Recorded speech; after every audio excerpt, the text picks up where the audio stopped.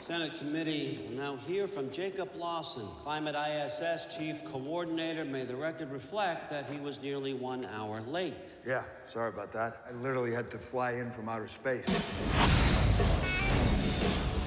Thanks to a system of satellites, natural disasters have become a thing of the past. I think I've never seen you playing a scientist before. No. What did interest you from Jake? Well, a lot of things about Jake. I mean, one, he's a bit of a badass, and at the same time, he's a bit of a square. You know, he's a scientist. He works in that kind of community.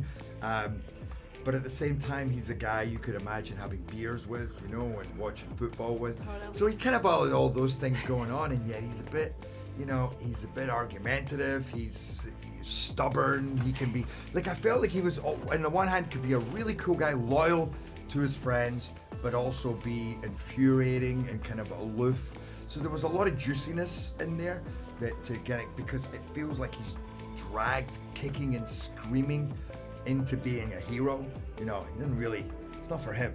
You know, he didn't really want the attention in a way, but, and then you put him into this epic journey, which is what I loved as well. To play a scientist, not just a scientist, but a scientist on a space station.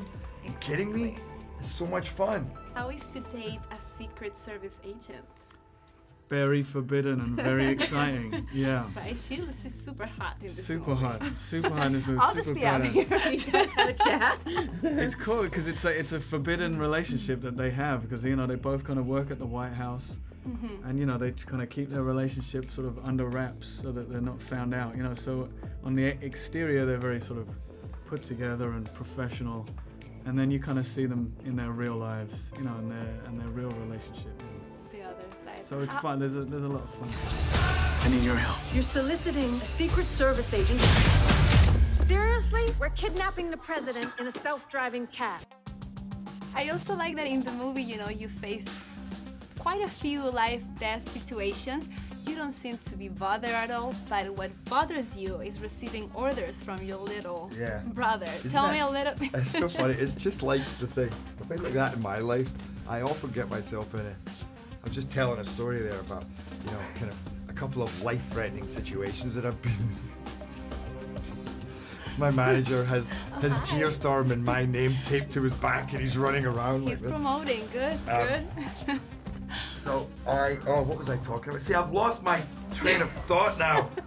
It's been such a, what was the question? About your brother, little brother bossing you, that you cannot take that. Well, I mean, it's just like, you know, in life, I feel like I often get into a lot of crazy and dangerous situations, and then I deal with, you know, but it's more the ego thing.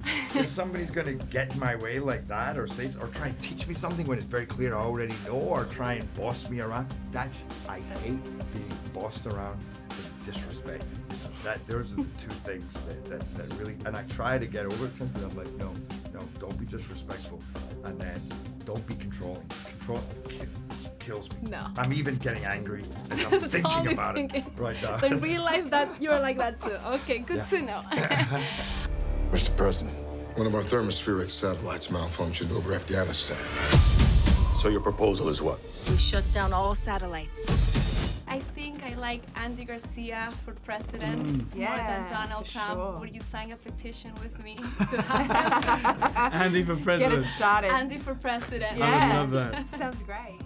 Well, it was funny because at the time we were first writing it, there was a lot of talk about Marco Rubio potentially being president. So the concept of a Cuban American becoming president did not seem outrageous. In the event of like a geostorm would happen, and if you had only 1 minute to leave your house, what would you take with you? Oh, my kids. Kids, My kids. They'd be I'd probably take my girlfriend if that's allowed. She'll be happy to hear that. I feel pretty bad if I left her behind. I'd have to do one sweep and just grab my cats and dogs all in one. Can I just have one big armful? How many do you have? I have 2 dogs and 3 cats. Aww. So I reckon I could scoop them in one. And I'd ask my girlfriend to grab my guitar on the way out. Exactly, yes. Yeah, I think. Probably my clothes, because I still don't want to run out naked. I don't know. What did you People go? won't complain A about happy that. little fat. Yeah, exactly. Like this. You're not Ta-da! There's not going to be any fallout in this one because you're all going to be dead. Doesn't matter. Exactly. Don't tweet it. It's not gonna go. That's actually, maybe that's what it would be. I'd take a camera and I Okay. would run out naked and I would take a photo of me with all the gaping jaws behind me, like knowing That's that. a great, an epic way to live Yeah, the world, right? like this, it ain't going anywhere. 3,